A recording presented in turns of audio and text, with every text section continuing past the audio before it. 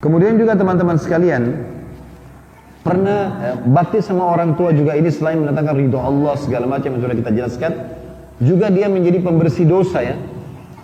Seberat apapun dosa yang Bapak Ibu lakukan, selain tobat kepada Allah, segera bakti sama orang tua. Karena itu pembersih dosa.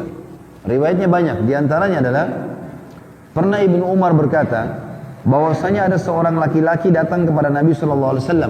Lalu dia mengatakan, wahai Rasulullah, saya telah melakukan dosa besar. Apakah ada pintu tobat untuk saya?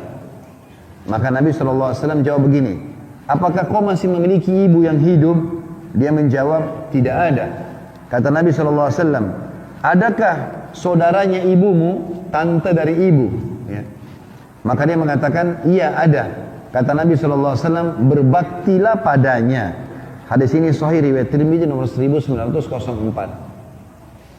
Kalau kita belum paham hadis ini teman-teman, renungi hadis yang setelahnya. Akan menjelaskan masalah itu. Bahwasanya ada seseorang pernah datang kepada Ibnu Abbas radhiyallahu anhuma.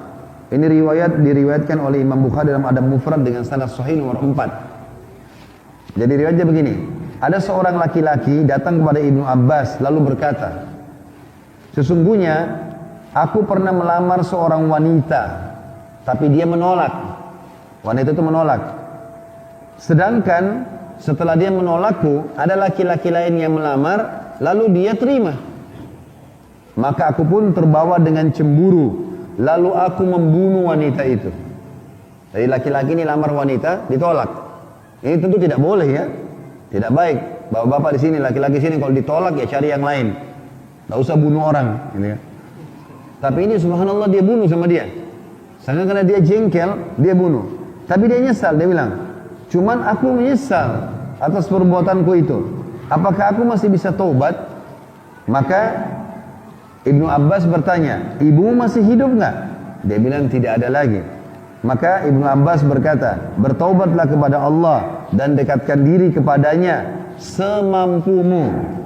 Jadi mulai sekarang kau taubat nasuha, sholatlah, puasalah, sedekahlah, tobat sudah selesai dan amal soleh. Lalu setelah orang itu pergi, rupanya ada muridnya Abdullah bin Abbas namanya Atha bin Yasar, rahimahullah, seorang ulama tabi'in. Atha bin Yasar berkata, aku penasaran tanya, Ibnu Abbas, kenapa waktu orang ini cerita dia membunuh wanita yang dia cemburuin karena menikah sama laki-laki lain, Anda tanya ibunya nih laki-laki? Kan dia tanya, apakah ada pintu tobat untuk aku? Kenapa Anda tidak jawab? Ada. Kenapa harus jawab tanya ibunya? Kata Ibnu Abbas, ini jawabannya. Sesungguhnya aku tidak mengetahui ada amalan yang lebih mendekatkan diri kepada Allah daripada berbuat bakti kepada seorang ibu. Artinya, dosa besar pun akan bisa dimaafkan itu dengan bakti kepada orang tua. Ini luar biasa manfaatnya.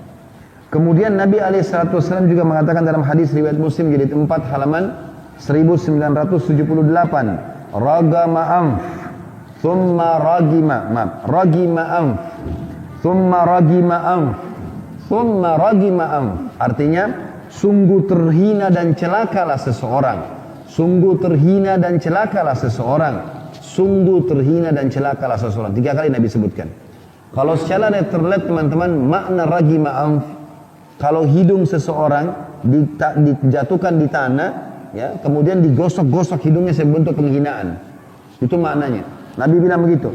Celaka dan terhinalah seseorang 3 kali Nabi SAW ulangi. Qila man ya Rasulullah? Siapa yang Anda maksudkan wahai utusan Allah?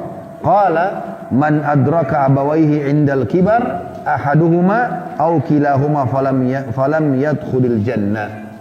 Seseorang yang celaka tadi adalah siapapun yang mendapatkan kedua orang tuanya atau salah satunya masih hidup dan ternyata tidak ada yang bisa membawanya masuk ke dalam surga.